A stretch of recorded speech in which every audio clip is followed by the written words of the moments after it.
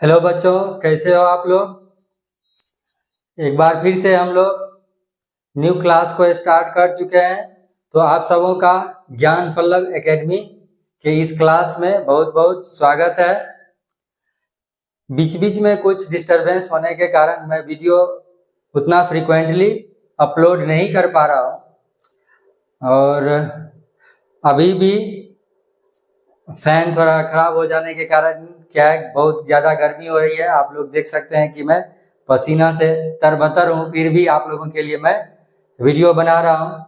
और इसके पीछे आप लोगों का ही मोटिवेशन है। पिछला वीडियो जो है बहुत अच्छा परफॉर्म किया है, तो मैं कोशिश करूँगा कि और भी बेहतर वीडियो आप लोगों के लिए बना सकूँ।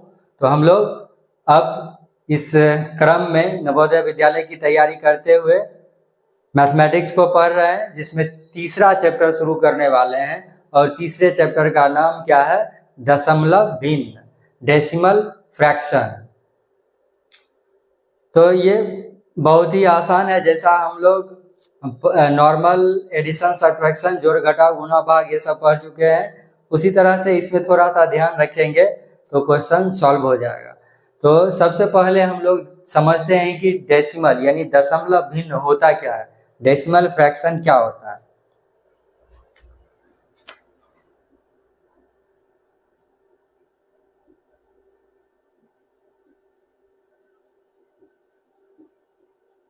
दशमलव भिन्न क्या होता है?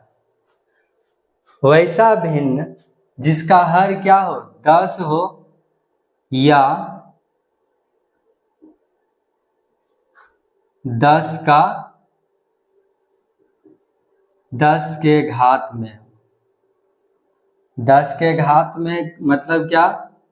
10 का स्क्वायर यानी 110 का क्यूब यानी 1000। इस तरह से हर अगर 10 हो, 100 हो, 1000 हो, तो उस भिन्न को हम क्या कहेंगे? दशमलव भिन्न। कुछ उदाहरण देख लेते हैं। जैसे 7/10, 7/10, 2.3/100,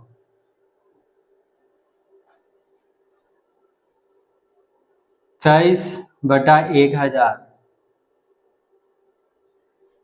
यहाँ 10 का घात क्या है? 1, इसमें 10 का घात 2, इसमें 10 का घात 3। तो हर जो है ये इस फॉर्म में है, तो इस सब को हम क्या कहेंगे? दशमलव भिन्न। हम 7/10 को क्या लिख सकते हैं? 0.7, 0.7। इसको क्या लिख सकते हैं? 2.03। इसको क्या लिख सकते हैं? 0.30 है, तो 3 अंक पूरा करना है, 0.023। तो इस तरह से ढेर सारी संख्याएं लिखी जा सकती है। ये सारी संख्याएं क्या है? दशमलव भिन्न में। ठीक है। तो यहाँ पर हम लोग जो सामान्य संख्या में जितने भी संक्रियाएं देखे हैं, जोड़ घटाव, गुणा भाग, तुलना करना, ये सब हम दशमलव भिन्न में भी कर सकते हैं और यहाँ पर आसानी से करेंगे। जैसे अगर इसी सब को हमें जोड़ना होता तो क्या करते? अगर जोड़ना होगा दशमलव भिन्न का जोड़, तो इसको जोड़ने के समय हमको ध्यान में रखना क्या है कि दशमलव जो है ये एक स्थान पर रहेगा और उसके बाद जोड़ेंगे। इसको हम कॉलम मेथड से जोड़ते हैं, फिर सामान्य जो हॉरिजॉन्टल मेथड है, एक पंक्ति में और स्तंभ में, दोनों से जोड़ के देखेंगे। यहाँ पर थोड़ा समझ लेते हैं बेसिक फंडा क्या है। 0.7 लिख दिए। अब क्या लिखेंगे? 2.03, 2.03। दशमलव सामने सामने लिखना है। ठीक है। वैसे आप लोग नवोदय की तैयारी कर रहे हैं तो ये बेसिक जानकारी आपको पहले से होनी चाहिए। वैसे मैं इसको शुरू से बता दे रहा हूं। फिर अगला जो संख्या है क्या है? 0.023। अब इस सब को जोड़ लेना, जहां कोई अंक नहीं है उसको हम शून्य समझ लेंगे। ठीक है, इस तरह से जोड़ लेंगे तो 3, 3 2 5, 7, फिर दशमलव आ गया और 2। इस सब को जोड़ने से क्या हो गया 2.753। इसको ऐसे भी जोड़ सकते हैं, ठीक है। इस तरह से जोड़ने से क्या होगा, अब ये ध्यान में रखना है ये तीसरा अंक है और किसी में तीसरा अंक नहीं है तो डायरेक्ट इसको लिख दिए। फिर ये दूसरा अंक यहाँ पर है, इसमें दूसरा अंक ये है, इस दोनों को जोड़ेंगे 3 2 5। फिर इधर से दशमलव के बाद पहला अंक हो गया 0, यहाँ भी 0, यहाँ 7, तो क्या हो गया कुल मिला के 7 हो गया। अब दशमलव दे देंगे, इसके बाद दशमलव से पहले अंक है 2, तो 2 हो गया, बाकी 0 0 था तो 0 जोड़ने से कोई फर्क नहीं पड़ेगा। तो दोनों तरीके से हम ध्यान देके आसानी से सॉल्व कर सकते हैं। यह हो गया जोड़। इसी तरह से हम घटाव गुणा भाग सब कर सकते हैं। अगर घटाना होगा हमको तो घटाने में भी हम वही ध्यान में रखेंगे। जैसे जोड़ तो समझ लिए, अब घटाव को देखते हैं। दूसरा क्या हो गया घटाव। घटाव में क्या होगा 2.03 में माइनस करेंगे 0.023, ठीक है। तो माइनस करने से आप देखते हैं तीसरा अंक तो इसमें है नहीं, यानी 0 लेंगे तो 0 में ये माइनस नहीं होगा, तो इधर से हम पैंचा लेते हैं, कैरी लेते हैं, कैरी कर देंगे तो क्या होगा ये 10 हो जाएगा, 10 - 3 यानी 7, ये बच गया 2, 2 - 2 क्या हो जाएगा 0, फिर 0 - 0 0 और ये 2 बचा हुआ रहेगा यानी 2.007। ये हो गया पंक्ति विधि से, इसको स्तंभ विधि रॉ मेथड हो गया। कॉलम मेथड से भी आसानी से सॉल्व कर सकते हैं। यही ध्यान में रखना है कि दशमलव जहाँ है दशमलव को सामने सामने रखना है, उसके बाद जो भी डिजिट है आसानी से लिख देंगे। अभी इसमें बताया था हमने कि जहाँ कोई डिजिट नहीं है तो 0 ले लेते हैं, यहाँ से 10 - 3 7, ये 2 का 0 हो जाएगा, फिर ये 0 ही रह जाएगा, ठीक है। तो दोनों तरीके से हम आसानी से सॉल्व कर सकते हैं। अब हम लोग गुना को पहले देखते हैं, दशमलव का गुना।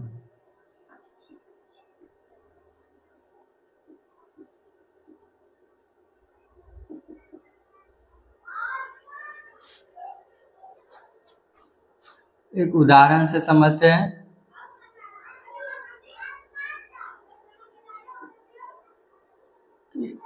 टू 2.35 को हमको मल्टीप्लाई करना है किससे 1.2 से, ठीक है। तो इसको नॉर्मल मेथड से हम मल्टीप्लाई कर सकते हैं। फिर क्या कर लेंगे 235 लिख देते हैं, फिर 12 इसको गुना कर लेंगे। 2 से गुना करने पर क्या हो गया 5 दूना 10, फिर 3 दूना 6 1 7, 2 दूना 4। 1 से गुना करने पर क्या हो जाएगा 5 3 2 235। अब इसको जोड़ लेते हैं 0 7 5 12 4 3 7 1 8 और 2, ठीक है। अब क्या करना है, गुना तो ये हम लोग को पहले से आता है।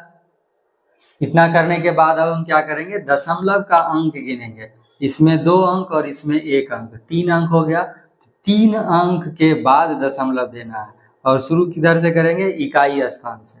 इधर देख लें 1 2 3, 3 अंक यहाँ पूर रहा, यानी हमारा आंसर क्या हो जाएगा 2.82, ठीक है।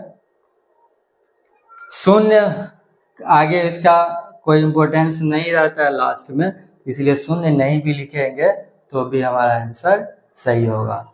अगर यहाँ ध्यान देंगे तो दशमलव देते हुए भी बना सकते हैं। तो यहाँ 2 1 3 अंक हो गया, यानी यहाँ पर दशमलव पड़ जाएगा। यहाँ पर 1 से गुना करेंगे तो 2 अंक के बाद दशमलव। तो इस तरह से इसमें अगर कंफ्यूजन होता है तो जैसा कि हमने पहले बताया वैसा कर लेंगे, ठीक है। गुना समझने के बाद अब हम लोग भाग देखते हैं। चौथी क्रिया संक्रिया क्या है भाग।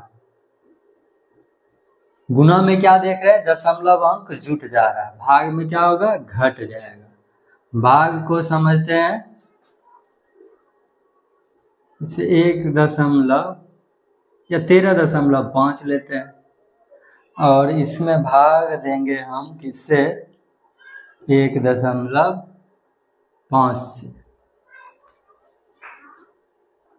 तो हम क्या करेंगे, 15 से 135 में भाग दे लेंगे तो कितना बार में कट जाएगा, 9 बार में। ठीक है, ये पूरा पूरा कैंसिल हो जाता है। अब देखेंगे कि इधर दशमलव एक स्थान में है, इधर भी एक स्थान में, तो 1 - 1 0, यानी दशमलव का कोई अंक नहीं होगा, यानी आंसर क्या हो जाएगा, 9। लेकिन यही अगर ऐसा रहता 1.35 डिवाइडेड बाय 1.5, तब क्या होता, 2 अंक दशमलव इधर, 1 अंक इधर, तो 2 - 1 करेंगे तो 1 अंक, इसका मतलब दशमलव का 1 अंक होगा। तो 9 है तो 1 अंक के बाद दशमलव दे दिए, 0.9 हो जाएगा। ठीक है, वही एक और देखते हैं। अगर 13.5 डिवाइड करना होता है हमको 0.15 से। ठीक है, तो अब क्या हो गया, इधर कम हो गया, जिसमें भाग देना है उसमें कम अंक है दशमलव, जिससे भाग देना है उसमें ज्यादा है, तो 1 - 2 करेंगे तो माइनस में आ जाएगा। इसका मतलब क्या हो गया, दशमलव का अंक नहीं होके उस पर 0 आ जाएगा। तो आंसर हमारा क्या हो जाएगा, 90। अब यानी ये कर लेंगे, इधर 2 है इधर 1 है, इधर बड़ा है तो इसमें 2 में 1 घटाएंगे तो बचा 1, तो यहाँ पर 1 अंक क्या होगा, 0। ठीक है, उल्टा जब घटाना पड़ेगा तो यहाँ पर 0 आ जाएगा। ठीक है, तो इस तरह से हम दशमलव के भाग को भी आसानी से सॉल्व कर सकते हैं। आप लोग को उम्मीद है पहले से भी आता होगा, और जब हम क्वेश्चंस को सॉल्व करेंगे तो कुछ ट्रिक्स को भी समझेंगे। ठीक है, यहाँ हम लोग एक एग्जाम्पल को देख रहे हैं। ठीक है, ये एक उदाहरण है जिसमें भिन्न दशमलव भिन्न में गुना है, अंश और हर दोनों में। इसका मतलब क्या, इस तीनों को गुना किए, फिर इस तीनों को गुना किए और भाग दे दिए। ठीक है, यानी गुना और भाग का मिश्रण हो गया। तो इस तरह के क्वेश्चन को भी हम आसानी से सॉल्व कर सकते हैं, थोड़ा सा ध्यान रखना होगा।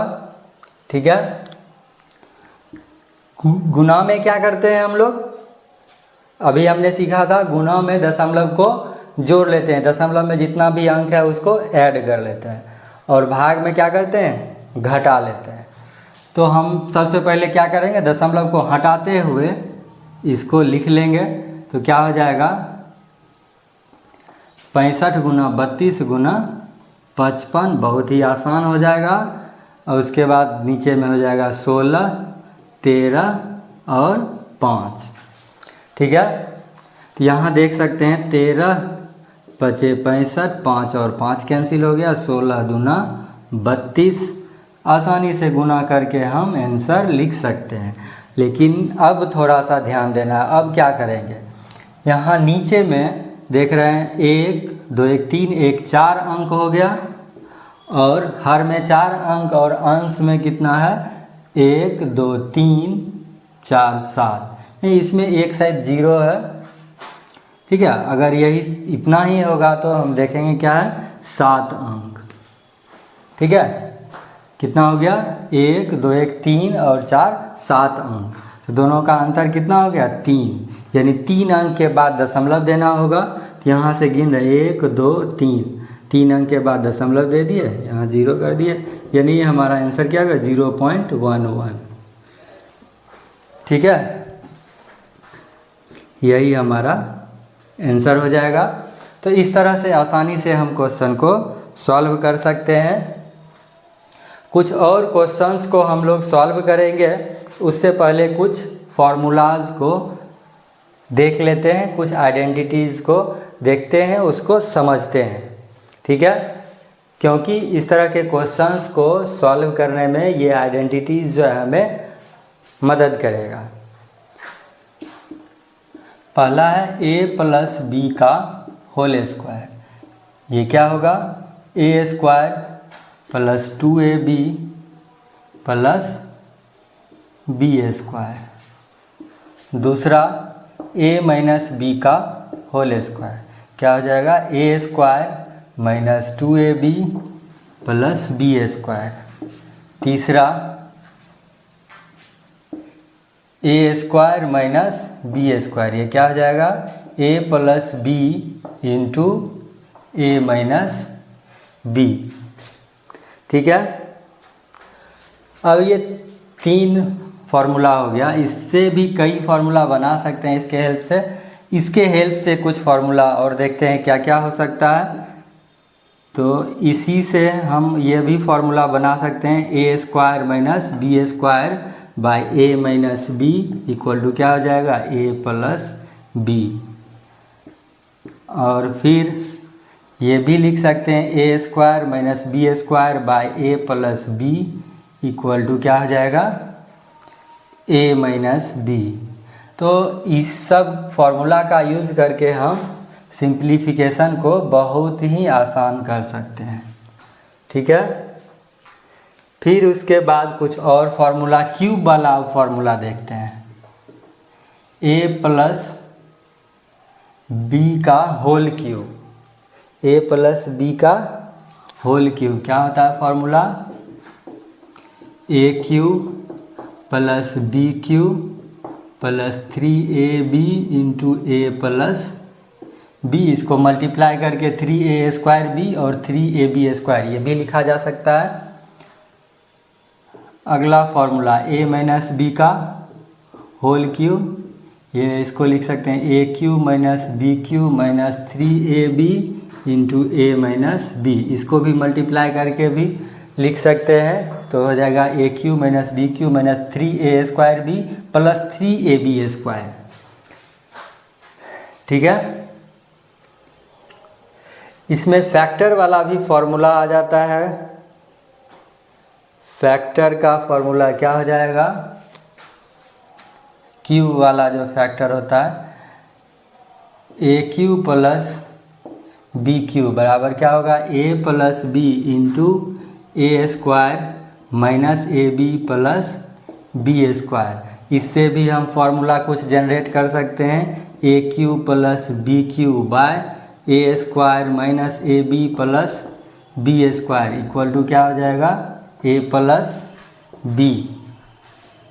ठीक है, यानी ये 9th नंबर फार्मूला। रटने के लिए तो अलग अलग ये कर सकते हैं, समझ गए तो हम आसानी से इसको सॉल्व कर सकते हैं। अगला 10 number, A cube minus B cube equal to क्या होगा A minus B into A square plus A B plus B square. ठीक है,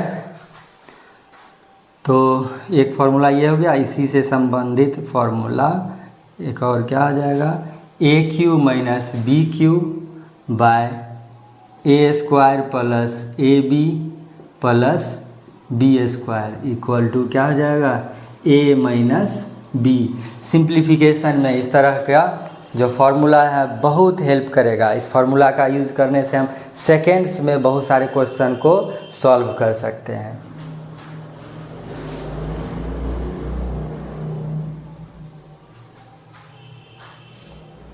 ठीक है, एक फार्मूला और है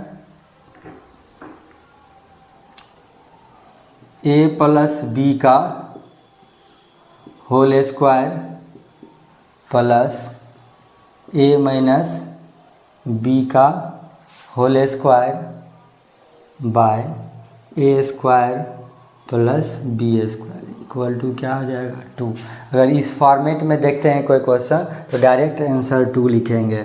इसका प्रूफ अगर आप लोग जानना चाहते हैं कि ये कैसे हुआ तो हम इसको प्रूफ के साथ बता सकते हैं। वैसे यहाँ पे ही देख लेते हैं, बहुत ही आसान है ये फार्मूला। इस दोनों को जोड़ देंगे, ए प्लस बी का होल स्क्वायर और ए माइनस बी का होल स्क्वायर जोड़ेंगे तो 2ab कैंसिल हो जाएगा। तो A square plus A square क्या हो गया 2a स्क्वायर और B square plus B square 2b², तो इसमें 2 कॉमन हो जाएगा, तो 2a² प्लस b², नीचे में है a² प्लस b², ये कैंसिल हो गया तो 2 बच गया। ठीक है, तो इस तरह से कुछ आइडेंटिटीज़ हो गया जिसका प्रयोग करके हम क्वेश्चंस को आसानी से सॉल्व कर सकते हैं।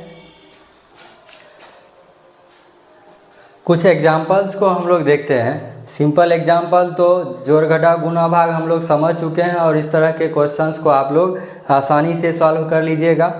तो अभी जो हमने कुछ आइडेंटिटीज़ पढ़ा है उसके प्रयोग से, यानी जो हमने कुछ फार्मूला सूत्र पढ़ा है उसके प्रयोग से किस तरह से हम इस सब क्वेश्चन को सॉल्व कर सकते हैं, उस तरह का कुछ सेलेक्टिव क्वेश्चंस मैं आप लोगों के सामने रख रहा हूं और इसको हम लोग सॉल्व करते हैं। देखते हैं इस क्वेश्चन को हम कैसे सॉल्व करेंगे। वैसे सिंपली इसको मल्टीप्लाई करके सॉल्व करने जाएंगे तब भी सॉल्व हो जाएगा, लेकिन समय बहुत ज़्यादा लगेगा, 3-4 मिनट हो सकता है, 5 मिनट भी लग जाए और गलती होने की संभावना भी इसमें ज़्यादा हो जाएगी।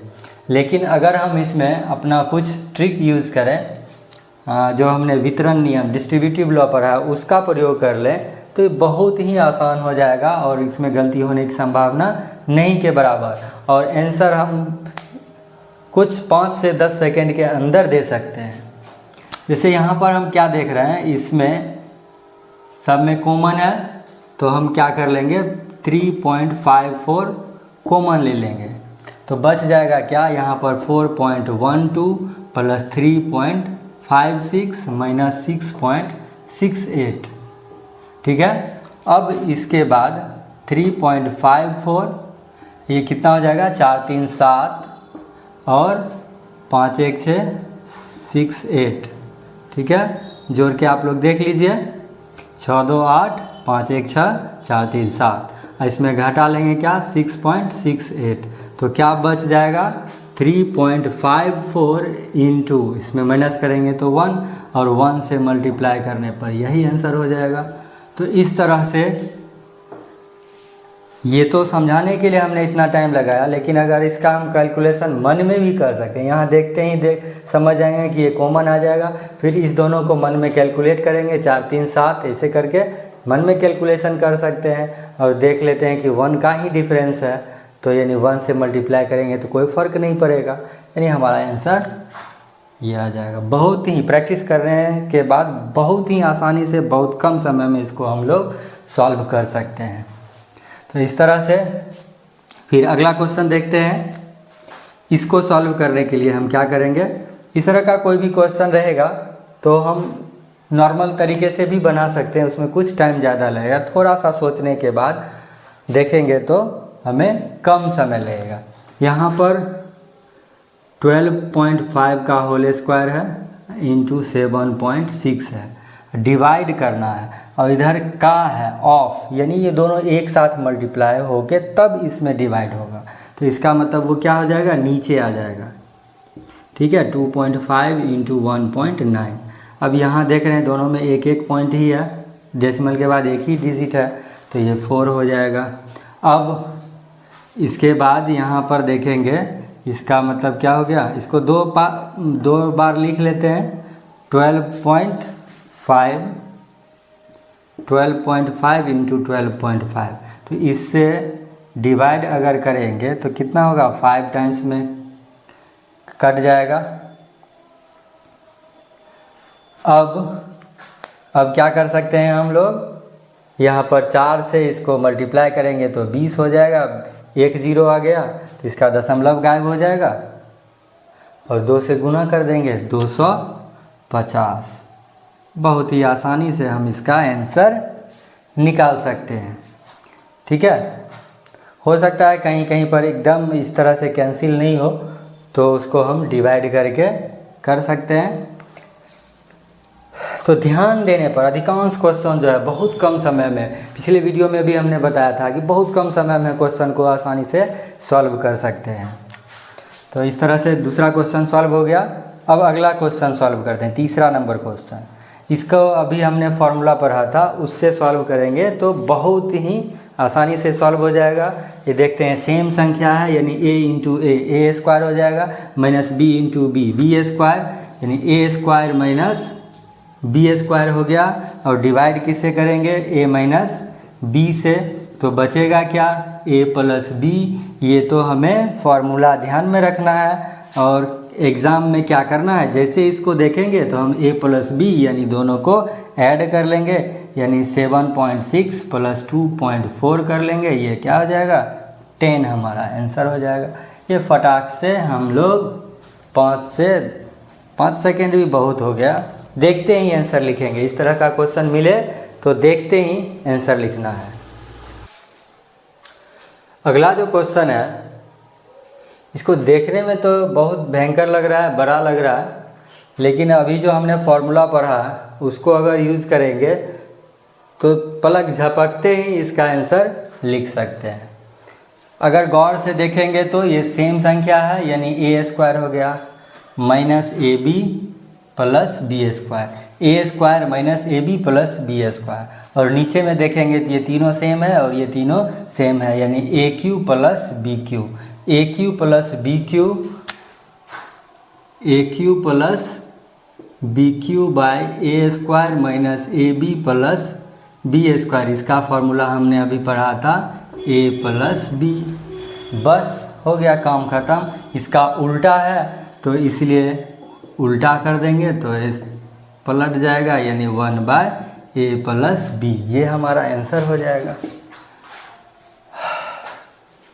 तो ये देखते ही हम इसको अप्लाई करेंगे, सीधा क्या करेंगे 0.06 प्लस 0.04 इक्वल टू 1/0.6 प्लस 4 10, यानी 10, और जब इसका दशमलव हटाएंगे तो क्या हो जाएगा 10, ठीक है।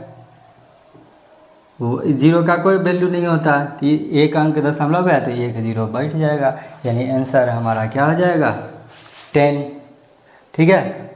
तो आप लोग ध्यान से इसको देखिए, इस तरह के क्वेश्चंस को, और प्रैक्टिस कीजिए, खूब प्रैक्टिस कीजिए। सब देखते ही आंसर देना, इस तरह के क्वेश्चन को देखने में बड़ी भयंकर लगेगा। ये तो हमने कुछ डिजिट लिया, हो सकता है और भी भयंकर डिजिट लेके ऐसा क्वेश्चन बनाया गया हो, बड़ी बड़ी संख्या लेकर, लेकिन आंसर उसका बहुत ही आसानी से निकल जाता है, ठीक है। अगला क्वेश्चन है, निम्न में कौन 9 के बराबर है। तो इसको गुना करके देखते हैं, ध्यान से देखना है इसको, ताकि गुना करने में कन्फ्यूज़न ना हो। 15 और 6 को मल्टीप्लाई करेंगे तो 90 हो जाएगा, लेकिन यहाँ दशमलव का 3 अंक है, 3 अंक पूरा करने के लिए एक 0 और देना पड़ेगा, यानी 0.09 होगा, ठीक है। 0.09, 0.9 नहीं हो के क्या होगा 0.09, ठीक है। ये सीधा 9 के बराबर तो नहीं ही हुआ, ये क्या हो गया 0.09। अगला क्वेश्चन देखते हैं, तो इसमें 2 अंक है, ठीक है, तो ये क्या हो जाएगा 0.9, 15 छक 90 होगा, लेकिन 3 अंक 2 अंक पूरा करना, इस 0 का तो कोई वैल्यू नहीं है, तो 2 अंक पूरा करेंगे तो 1 0 तो पहले से 90 वाला, इसीलिए क्या होगा 0.9 हो जाएगा। अगला देखते हैं, 150 गुना 6, ये कितना हो जाएगा 900, 15 छक 90 और 1 0, ये हो गया 900 हो गया, लेकिन दशमलव का 1 अंक है तो दशमलव दे देंगे, यानी क्या हो जाएगा 90। अगला में देखते हैं, ये हो गया 90, दशमलव का 1 अंक, तो 0 गायब हो गया, यानी यही क्या है 9 के बराबर। तो इसका वैल्यू 9 आया, इसका 90 आया, 0.9 0.09। इसको आसानी से मतलब अच्छा से देख लीजिए, इस तरह के क्वेश्चन में मल्टीप्लाई करते हैं, नंबर ऑफ डिजिट्स को काउंट कर लेंगे, डेसिमल में कितना है और उतने प्लेस पर डेसिमल दे देंगे, ठीक है। अब डिवाइड में देखते हैं, डिवाइड भी हम लोग पढ़ चुके हैं। 7 से डिवाइड करेंगे तो 77 को 7 से डिवाइड करने पर 11 आ जाता है, लेकिन क्या करना है, डेसिमल के बाद 3 डिजिट है, 3 डिजिट पूरा करने के लिए एक 0 देना होगा, यानी 0.011 हमारा आंसर हो जाएगा। जिस ऑप्शन में ये होगा वही हमारा सही आंसर होगा। तो इस तरह से आज हमने कुछ क्वेश्चंस को देखा है, कुछ और वीडियो, एक और दो वीडियो कम से कम हम लोग करेंगे, 1-2 क्लास, जिसमें और अलग अलग तरह के क्वेश्चंस को देखेंगे। और सिंपल वाले क्वेश्चंस को तो हम स्किप भी कर देंगे, लेकिन जो ये फार्मूला बेस्ड क्वेश्चन है, ट्रिक वाला क्वेश्चन है, इस तरह के क्वेश्चंस को बिल्कुल स्किप नहीं करेंगे। तो इसलिए आप लोग जिस तरह से लगातार इंटरेस्ट दिखा रहे हैं, लगातार आप लोग वीडियो को देख रहे हैं, क्लासेस अटेंड कर रहे हैं, तो आप लोग इसको थोड़ा कमेंट भी कीजिए कहाँ पर प्रॉब्लम हो रहा है, और थोड़ा कमेंट में अगर डिस्क्राइब करके बताइएगा कि इस पॉइंट पर, इस क्वेश्चन में प्रॉब्लम हो रहा है, इसको और अच्छे तरीके से शॉर्टकट तरीका या डिस्क्रिप्टिव में, डिस्क्राइब में, लॉन्ग मेथड जो है, जो समझना होगा आप लोग को वो हमसे पूछ सकते हैं, और मैं कोशिश करूंगा कि अच्छे तरीके से आप लोग को समझाऊं, जिससे आपको सिर्फ नवोदय ही नहीं, इस तरह का जो टॉपिक है और सारे एग्ज़ाम्स में आता है, उसमें भी आप लोग को मदद मिल सके। तो मिलते हैं नेक्स्ट क्लास में। तब तक के लिए जय हिंद, जय भारत, धन्यवाद।